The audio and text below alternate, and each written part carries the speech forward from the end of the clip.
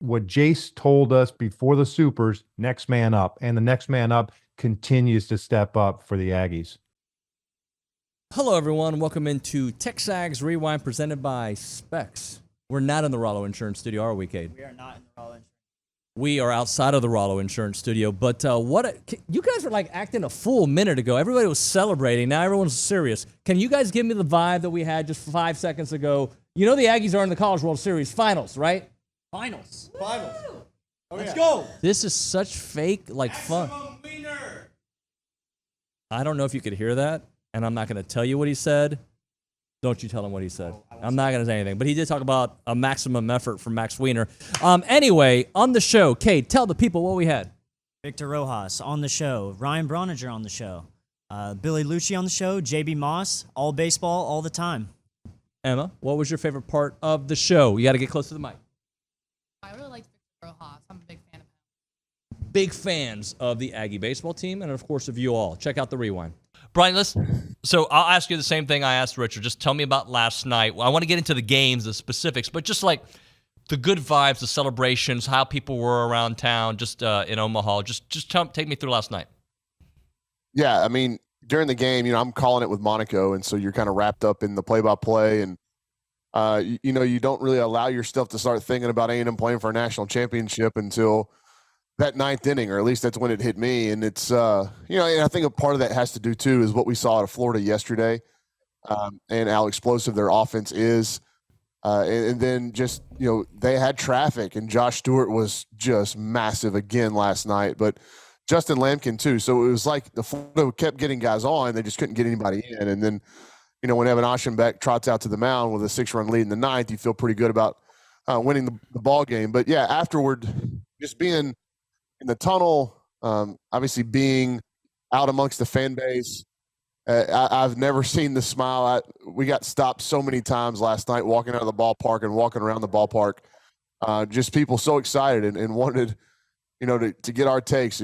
Hey, can they do it? Can they beat Tennessee? And they're already looking ahead to the final series. But I think, it was kind of like a euphoric state for a lot of Aggies here in Omaha, and I would imagine a lot of Aggies back in College Station and across the state of Texas. It's been super cool, man. This has been just a super cool trip. This has been an incredible season. It really, for me, it humbles me a lot, right? Because this is my job, and there are people that are up here just on the passion of their fan base and the passion of their fanaticism for this university and for the athletic teams, and being a part of the 12th man, and really they've dove head first and headlong into this baseball team. And Jim Schlossnagle's quotes last night in the post-game presser about him wanting to win for the 12th man because of how special the fan base has been for him since he's been here, but also more specifically throughout this season. So yeah, man, it was this week has been incredible, but last night will stand out amongst a lot of really fun nights here in Omaha. Last night stands out, head and shoulders above the rest of them, and hopefully, it gets surpassed here in a few days. You can point at pitching. You can point at defense. In your opinion, how have they done it so far? It's been the pitching and the defense, to be perfectly honest with you. They've gotten some timely hitting, there's no doubt. But when you look at the pitching and what they've been able to do and really shorten games out, it set the tone. And look, on offensively, when you've got a lineup when healthy, before the super regionals, before Braden got hurt, when you look at that lineup and know that you could score runs at will, you feel pretty comfortable about yourself and kind of takes a little pressure off the pitching staff. Now, conversely, after Braden went down, and the like, and then Jace obviously tweaking his hamstring 2 nights ago, you knew that the pitching needed to step up, and they've been able to do that. And I think that's what it really boils down to. They've just commanded a presence on the mound. They've thrown a lot of strikes. They've thrown a lot of outs. The defense has stepped up, even with the little tweaking that Schloss has had to do with the lineup defensively, even moving Caden Kent over to third base mid-game a couple of games ago. It's what we said last week. What Jace told us before the Supers, next man up, and the next man up continues to step up for the Aggies. For A&M and having gotten there, Prater's out and puts him right there, obviously. But man, it would be hard. You'd be hard pressed tell me to leave off a Lampkin or Josh Stewart, man, or Oschenbeck, multiple inning closeouts in two of the three wins. I mean, you just have to just say the pitching staff, period. I mean, what Stewart did was remarkable. And then you talk to the baseball people, say it was by far his best stuff of the year, and he just seems to be peaking at the absolute right time. Mentally, too, what a bulldog he's been going in there. Lampkin just, hey, here's the ball. You pitched a few days ago. I thought masterful by Slosh, too, to say, okay, we're going to get you out of there after one time through the lineup, essentially, in that first game. And then we're going to go long with Cortez and bridge him to Oshmek. That's the plan. Worked out perfectly because Lampkin executed and did what he needed to do. But then, as a result of that, you also had a pretty fresh Lampkin coming to pitch against the Gators again. And instead of seeing him a couple times through, they've still only each seen him essentially one time. So I still think Lampkin had an advantage versus, the alternative, which would have been him going deeper in that first game. So you had a fresh Lampkin that still wasn't familiar to them, and he just mowed them down. I mean, he was remarkable.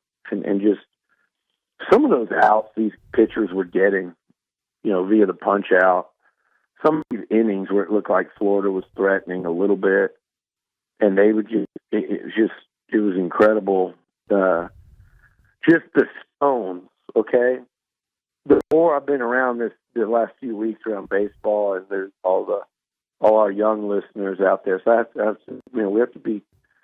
This is like what I call the OB factor. Just the stones of these guys, these pitchers, to be out there.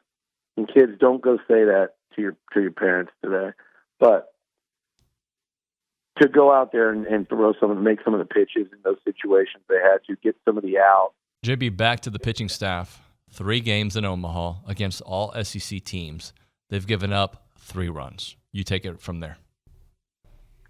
It's just incredible, really. And look, I know Coach Weiner is going to want all the credit to go to the kid. But look, I think there's a lot to be said for what he's done with this staff in 1 year. I mean, the turnover in production has just been absolutely significant. And look, it's just when I was at Texas A&M, look, we lost game 3 to go to Omaha both years, my junior and senior year, to Coach Slosh and TCU. And there was something about that team. We were supremely talented. And, we had a SEC, we had a school record 13 players drafted on that team. Talent wasn't the issue.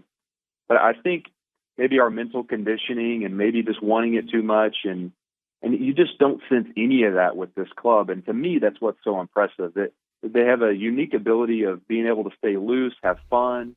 But when the lights turn on, they're focused, they're determined. I think a lot of that has to do with Coach Weiner, the rest of the staff, guys like Hayden Schott. I mean, it just feels like the perfect recipe for these guys and their mental makeup. And I think as long as, as well as their talent, I think that has really helped them get to where they are. All right, close it out. Oh, this is going to be good. Can you switch places with her? All right. We're going to get this part on camera just because it's awkward. Because I don't know if you know. We'll find out. I don't. Tell the people what to do. I don't know what to do. What do you think people are supposed to do after they watch it? Like and subscribe. Comment. And comment. Repost, retweet, all the above. This is only her second day. It's all right. It may be her last day because she likes a certain soccer team that I don't like. We'll see you guys next time.